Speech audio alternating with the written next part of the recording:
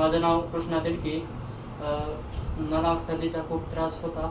दिवसातून सर्दीचा खूप त्रास व्हायचा. अभ्यास करताना मन लागत नव्हतं. मग मी माझ्या आजोबांना सांगितलं व ते मला डॉक्टर हाके सरांकडे घेऊन आले.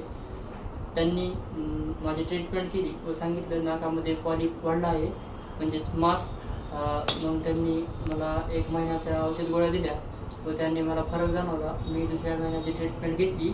त्यानंतर मला अजून बऱ्यापैकी फरक जाणवला व तिसऱ्या महिन्यात मला थोडाफार म्हणजे दिवसातून 1-2 वेळेस फक्त त्रास होतो आहे. आता मी बऱ्यापैकी 50%च्या वर क्लिअर माझा त्रास कमी झाला आहे. आधी ज्यावेळेस येण्याच्या आधी दिवसभरात त्रास कसा व्हायचा बरं? मला दिवसभरात त्रास खूप जास्त व्हायचा. एक नाकपुडी बंद राहणे, एक नाकपुडी बंद झाली की लगेच दुसरी व्हायची व अभ्यासात मन लागत नव्हतं. सतत पाणी यायचं नाकाला.